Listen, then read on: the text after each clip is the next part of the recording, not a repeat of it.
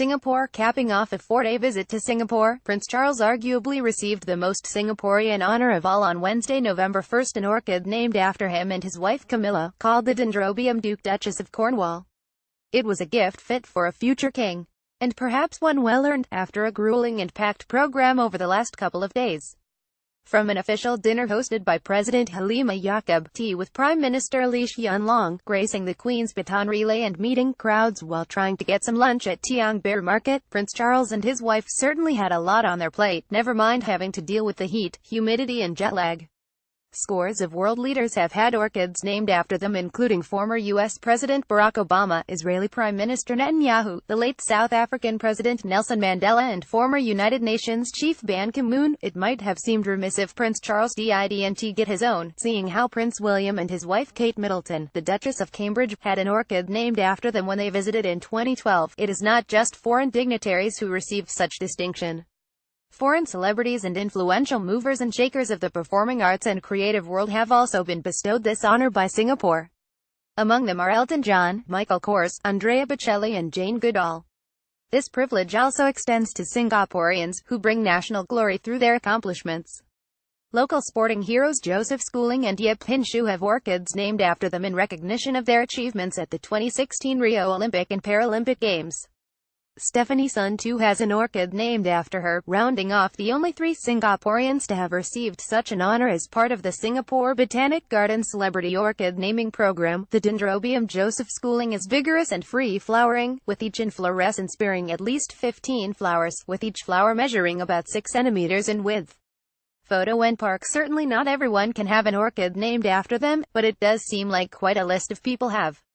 And after the pomp of orchid naming, just what do people do with their namesake orchids? Said Michael Kors during his orchid naming ceremony at the Singapore Botanic Gardens in 2016. I'm a nature lover even though I'm a city boy. I have orchids all over my apartment in New York and I'm building a house in Florida. I'll have orchids in the garden. As the latest-named orchid sits comfortably in the National Orchid Garden, likely tucked away in a temperature-controlled glass house, will we see rows of Dendrobium Duke Duchess of Cornwall growing in the gardens of Buckingham Palace for British residents and tourists alike to gaze upon?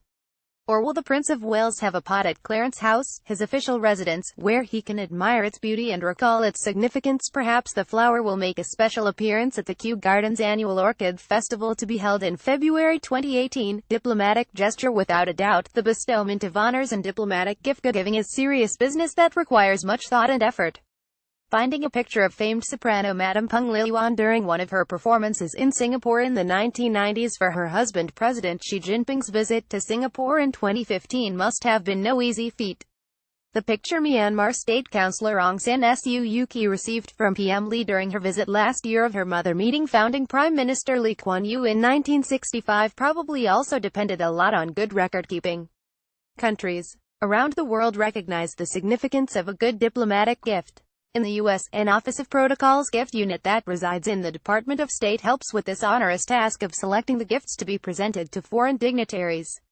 As the Christmas season looms, all those of us who will soon face the headache of gift shopping, finding presents that are tasteful, sincere and sends precisely the right message, particularly to the mother-in-law, can certainly empathize. Imagine the task that stands before government officials whose daily job is to find the perfect gift for world leaders, important people who shape global developments and mold statecraft. A gift speaks volume about the receiver, and in the case of a diplomatic gift or honor bestowed on a world leader, this is magnified many times over. Often, when the gift is a locally made or in this case, locally grown piece, it is offered as a proud tribute, chosen to demonstrate respect for and confers honor on an individual and the country he or she represents. Diplomatic gifts also symbolize the bilateral relationship between two countries, reflecting substantive ties and strong atmospherics. Over time, gifts can become an enduring emblem of cooperation and friendship for many years to come, proudly put on display at government houses and places of state business like the Istana. Aung San Suu Kyi received a framed picture of her mother meeting Singapore's founding Prime Minister Lee Kuan Yew in 2016. Photo MFA orchid diplomacy in particular, according to N. Parks, serves as a gesture of friendship to promote goodwill between Singapore and other countries and plays an important role in building bilateral ties, in a world where animals native to a country are often given as gifts marking significant diplomatic milestones. Just think of how China sent 2 pandas to the U.S. after U.S. President Richard Nixon's visit, or how Indonesia presented 4 Komodo dragons to Singapore in the 1980s. It seems naming people after orchids is a suitably proper Singaporean gift. But there is something to be said about the importance of execution to ensure that the gift is appropriate.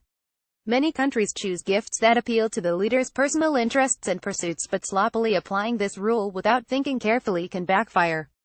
For one, just think of how many dogs Russian President Vladimir Putin has received. Just because he likes dogs and had accepted one Akita doesn't mean he has an infinite desire or capacity to take more in. The Japanese would have been wise to heed this advice after they tried to give him another Akita in 2016, just 4 years after they gave him his first. This example illustrates how critical staff diligence is, for there is nothing worse than giving something a world leader already has and therefore has little use for a second, at least in this case.